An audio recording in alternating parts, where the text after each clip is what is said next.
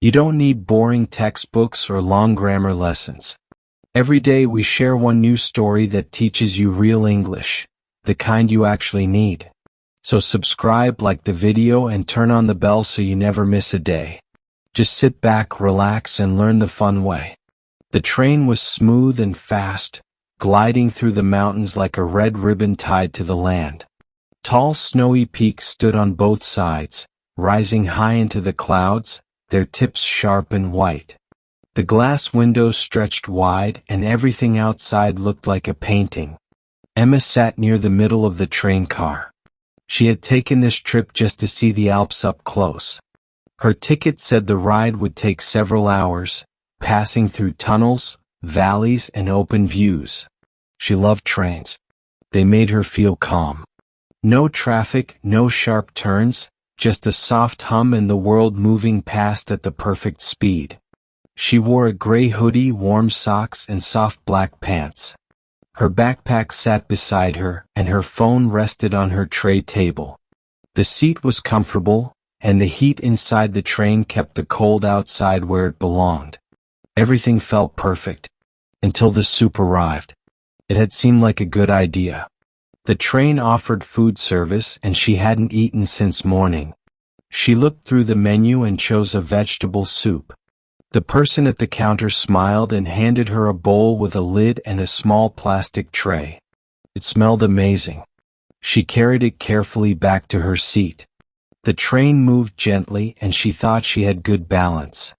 She peeled the lid halfway off and looked inside. Steam rose from the surface.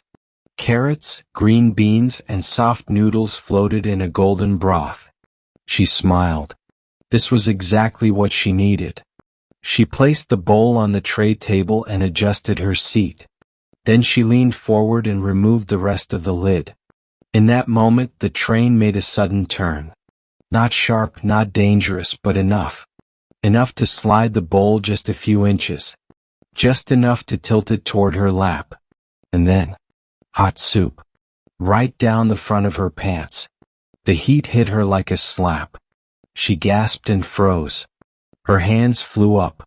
The lid fell. The spoon dropped. The bowl tipped and emptied most of its contents onto her legs. She stood up too fast and hit the tray table with her knee. The pain was instant, but the burning soup on her skin was worse. No one spoke. No one looked at her directly. But she felt them. The quiet glances. The stiff shoulders of nearby passengers. She grabbed a few paper napkins and tried to wipe herself, but it only made things worse. The broth had already soaked through her pants. Her thighs stung. She sat down again, slowly biting the inside of her cheek. Her heart pounded. She looked at the window. The Alps still looked peaceful. The sun still touched the mountain tops. Nothing had changed, except her. Her lap was a disaster. She pulled her hoodie down to cover the mess. Then she tried to breathe. Deep, slow, careful breaths. The train moved on, quiet and polite, like nothing had happened. But she sat there, wet and warm in the worst possible way.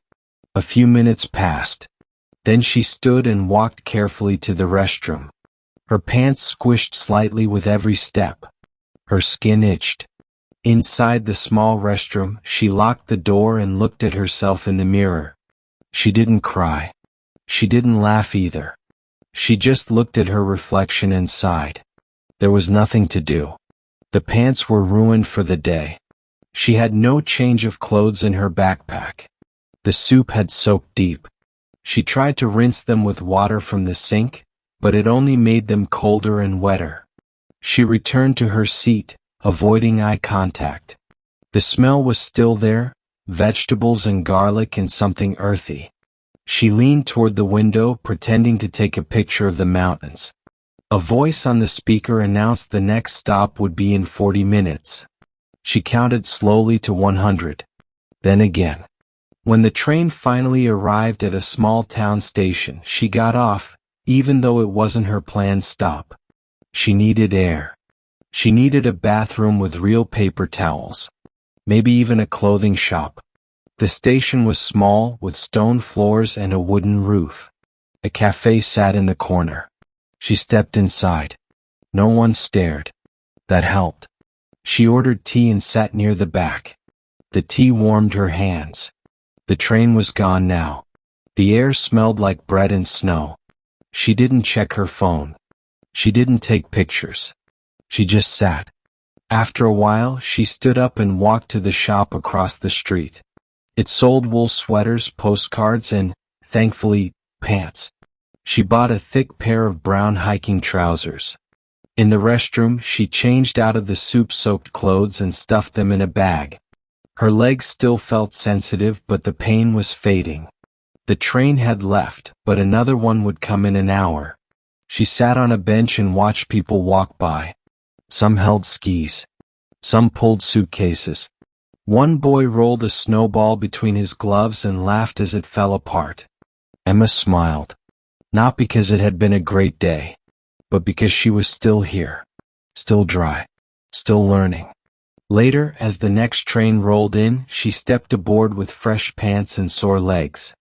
The seats were almost the same. The windows still wide. The Alps still beautiful. She sat near the back and ordered nothing. No soup. Not today. This story helped you practice the past tense, descriptive action, travel vocabulary, emotional storytelling, and complex sentence flow. You picked up useful expressions for accidents, embarrassment, and recovery, all through a fun, memorable experience. If you've ever had a travel disaster, you're not alone. Hit the like button, subscribe, and turn on notifications so you don't miss tomorrow's story. We post every day and each one helps you speak better English. And tell us in the comments, what's the most embarrassing thing that ever happened to you on a trip?